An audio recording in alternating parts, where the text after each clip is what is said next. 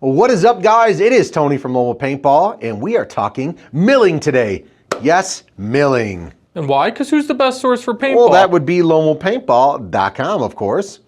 And you know the drill. Before we jump on into it, head on over to pbswagbag.com. Use our code LWP10 at checkout to save 10% off your first monthly mystery subscription. Ooh, good stuff, good stuff. Yes, so today is going to be more of an eye candy video. There's a lot of standard guns and a lot of custom guns. Same marker, but different milling, different features on it. So we're going to cover that just a little bit. We've seen in the comments that you guys wanted to kind of know if you've never seen these in person. So we're jumping right on into it. First off, I have the Planet Eclipse 170R right here, Mark. This is one of our custom colors, the gold with silver. So if you guys were ever looking to do any custom colors or anodizing, give us a call here at the shop, 586-463-9500, and talk to one of our gun techs. They can set you up if you're looking for anything custom. Anyways, standard Planet Eclipse 170R stock right out of the box, other than the colorway. You were looking at a nice, other than the barrel, the actual gun itself, nice linear lines here. So we're not talking anything's funky or super deep cut in. Very classy, very clean. I even like the back cap over here. It's got those 3 different notches in there and plenty of meat, as I like to call it, taking it off to help it weigh less and not be so bulky. So this one, yeah, this is the 170R. It even has the 170R engraved right back here. So I like that. Obviously, you already know what marker you're shooting, and it is the same thing on the other side. But what I would like to compare it to is the HK Army 170R. So let's put that bad boy on the stand. Quick question while you're putting it back. Go ahead. Was the milling similar on the 160? No, it was a little bit different. Okay. Yeah, it was a little bit different. And then the 160 had that air pipe on there, which they got rid of. Right, I forgot about that. Yeah, not that has to do with milling per se, but yeah, that had that air transfer pipe. All right, next up on the block is now the HK Army 170R, because a lot of people wonder, like, when they're buying the gun, what am I actually going to get that's different other than the milling or a trigger or something like that? So clearly you can see all of the nice deep cuts up front. Definitely taking some extra meat off to make it lighter. You do have the HK. You've got all the speckled dots in here. You've got the slashes back here. And even their back cap is different. I'm just going to turn it around real quick for you, Mark, because this is where you see the biggest difference in the back cap. It didn't have the slots on the side. It has it on the back. So obviously, if HK was coming out with something that they wanted to be for sure different, they had to do something. Biggest thing to me, though, is right here. Ooh, baby. Right in here, you can see the skull, you can see the HK, you can see all the different styles on top of the marker that makes the HK one more unique than obviously just your standard one. Other than that, there is not much difference because the trigger's the same, the board, the operating, it's not a different bolt. So, but the HK Army one came out swinging, different colors available with that. So I do like it. What I find interesting is the little hole pattern that they have there. It almost looks like air vents, even though they don't actually. Are you talking in here? Yeah. No. Yeah, and then even have some there as well. Yeah. Like a little, it's air ventilation, a little bit of eye candy for you. Next up, Mark, where do you want to go? You want to keep going the direction you're going. All right. Well, I don't have anything. Well, this is we're going to talk about the LV 1.6 by Planet Eclipse. Sadly, I don't have a twister from Boston Paintball to compare it to, but you guys have seen those before. We've had other Instagram photos and videos on the twister, which is a super wicked milling. But I think the LV 1.6, it's sleek. You don't see anything too wild, too crazy, but they've trimmed a lot of the aluminum off of this gun to make it as light as possible without having any integrity issues with the marker itself. Obviously, Planet Eclipse has been around a very long time and they know what they're doing. But as Mark goes through the pan through, like the line, what do you think? Like very clean lines. It's nothing that's crazy, but super sleek, super clean, I think. No, yeah, it's very minimalistic. It's no fuss, no muss, but it does. It looks sharp. They got some slanted grooves milled in by the bolt there, and then up by the front grip as well. And even back here, towards the tail end of the gun, they did a really good job of, obviously, that's how the Egos have been for years and years, really slimming and tapering it down towards the end to cut off any stuff that they don't need. So I really like that with a nice a poppet valve gun. So. And I like how the anodized aluminum, like from the grip color, and that comes up into the body too. It's a nice little accent. Exactly, yeah, yeah, and they did a really, really good job with that. Like I said, sadly, I don't have a twister actually in hand right now. Stay tuned for the next video. We do have one, Mark, I forgot. Uh-oh. We do have one. Stay tuned though. All right, let's go on over to the Geo 4. It looks to me very, very similar to like a CS2. So this is the Planet Eclipse Geo 4. And once again, there's also a twister version of this as well. That twister pattern, it's got really, really cool, like, I don't know, tornado grooves looking through it, but this is the stock one. Once again, Planet Eclipse keeping it nice and simple, very clean, very, very nice sleek lines here. No super crazy dips or divots, but they did their best job of, as you're doing the pan through, of really eliminating any excess metal that they did not need on the gun to make it as light as possible. And even on the top here, you see we've got some really, really sleek lines coming through the top. I like that. And the back cap too, Mark, so I'll put it back up. Even in the back cap, you see those 4 little dashes. Maybe it's for the Geo 4, or maybe even towards the front of the gun, you got another little 4 dashes there. Maybe that's because it's a Geo 4.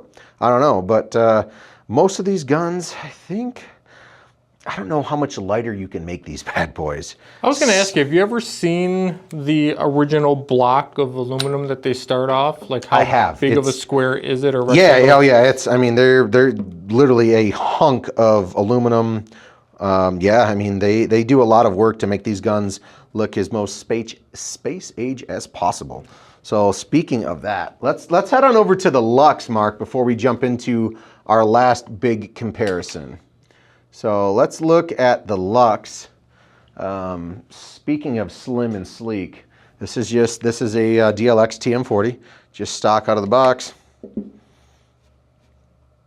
And the milling on this is similar from the Ice and the X's. Yeah, a lot of the Luxe stuff, it's very similar in milling unless you've got something custom really done to the gun. But I think they did a great job on the spacing within the grip frame and really just making this gun as small and light as possible. Even obviously with like the Freak XL kit, even through the barrel. I mean, they've taken a lot of aluminum off of there as well. And You know what we need, I didn't think of, since you mentioned the Ripper, and now looking at this Luxe, is we need to get a hold of an Adrenaline Luxe too, because some of the milling on yeah, the those are Adrenaline Luxe, it's got like ridiculous. those diamond shade. The Adrenaline Luxe is also a very, very nice one as well. Yeah, it's not going to come cheap, but it's a very, very sharp looking gun. And the Adrenaline's definitely got some good stuff out there. But yeah, once again, you don't see anything crazy. They've got the gun minimalized to very, very small. I mean, there's not much more you can do to this Luxe to make it any lighter. I can tell you that much. Super, super air efficient gun here.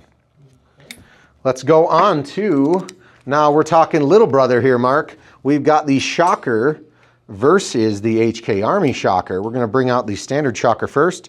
Got a nice little green going on here. Now this is your personal gun, or did you switch on me? You know, this is one of the guns that I shoot. Love this gun. Very, very nice. It's not going to break the bank. It's not going to cost you $2 grand, but it gets the job done out there on the field. Mark is panning through. They've got a nice deep cut right in this region above the trigger frame area. I do like that. And then when this gun came out, speaking to Russell over there, the top part, which is important to me, these got 3 deep grooves in here. So some people like to hold the gun, I mean, you're holding the gun like this, or some people like to go thumb over top. What is he told me? So if you got your thumb over the top area here, you've got those grooves that kind of help keep it kind of in place so you're not slipping and sliding if it got oily with paint or mud or water or whatnot. They got those nice 3-cut grooves up top, which I like that. I like when they're designed doing little R&D, like they're really putting that much thought into, okay, what happens if a player holds their gun with the thumb over top? So that is actually really cool. I like that. And then towards the back of the quarter-turn bolt system, just a couple little, cosmetic things going on back here with the grooves in there. Now, because I know there's something different on the HK Shocker, can you show me the back cap of the bolt on this Shocker? Yes, sir. Just take a little peek right there. It looks like a tire. It's got like a rim in there almost. Yeah, design. well, it's kind of cool. This one you're about to see next is the HK Army Shocker amp. And you are definitely going to see some features in the milling here that was not on the original. We'll save the back cap for last, Mark, since you just talked about it. Obviously, you've got the front grip completely different. You've got those three, I'll turn it just a little bit for you. You got those three different grooves right in that area as well. You've also got some of the kind of, this grittiness of milling in here. It's kind of like I think they had like alien versions of the previous model. Not of the shocker amp, but they did, I'm trying to think of, what was the previous gun? You probably won't know, Mark. The Invader? Is that what it was? Yeah, I think that one of their guns had this very, very similar pattern on here. What do they say? They call it the Alien, something like that. There's a lot of guns out there. Jumping on into the rest of it, you've got a lot of different deep grooves and cuts into this compared to the stock shocker amp, no doubt about that. And then the trigger frame as well. Just want to look on, yeah, you don't have any of the holes cut in the trigger frame like they do with the HK Army shocker amp. Completely different angle and grooves here. And then even on the top, I'll flip that here. Even on up top, you still have the skulls. You have the HK Army logo. And very reminiscent of how they did it on the their 170R. Correct. Back here, you've got the three cuts and grooves. And then the back cap, which Mark mentioned on the stock shocker amp. Now that is the HK Army back cap. Bling, bling, my man. Fancy, fancy. Bing, bling, indeed. Bling, bling. And it's got that little hook on the grip. Oh, yeah. They call it the old school, like, snatch grip. So, yeah, you've definitely got the shocker amp compared to this HK one is got a ton of different features. So, I do like that. And then lastly, we're going to throw the M3 out there, right, Mark? Of course. It's a high-end gun. It deserves a moment. Yeah. Take a look. I mean, it is the M3. It's one of the sleeker guns, Plus. too. Oh yeah, for sure. Yep. Not much to this bad boy. There's not a ton of milling on this, but they did their best to keep it nice, slim, small, and sleek. So yeah, you don't see anything crazy there. Now, are you personally a crazy milling guy, or are you a more sleek guy? I am more of a guy that if the gun shoots well, I really don't care what it looks like. Just give me something that works that's not going to fail me out on the field. I appreciate the crazy milling. It's cool. It's definitely aftermarket, and you don't see as many of those as stock, obviously. But as long as that gun shoots well, consistent for me, I really don't care. I think like this and the stock Luxe kept it small with the body. They didn't do any super crazy milling with it, and that's just fine as long as they work well. So yeah. Anything on the top of this one? That's why I didn't show you. Oh. You don't have much, Mark. Oh, you don't have much, but it's still a pretty looking gun, consistent. Probably one of the only guns out there on the market that do have the, has like a readout display screen on this bad boy. Nothing to do with the milling, but you literally got a computer screen going on here. So that is the last one we're going to show you today. Well, and that you got the push button on the bolt, which is nice too. Oh yeah, and obviously the other ones, all these other guns pull up and pull out, all that good stuff. So today we just kind of went over a little bit of eye candy for you guys, a little bit of milling differences between stock and aftermarket. And until next time, you know you can find these guns at LoneWolfPaintball.com. Tell us in the comments what's your favorite. Which one did you like the most? Let us know. Let us know. Let us know. Let us know. Let us know. Let it snow. Let us know. Let it snow. No snow.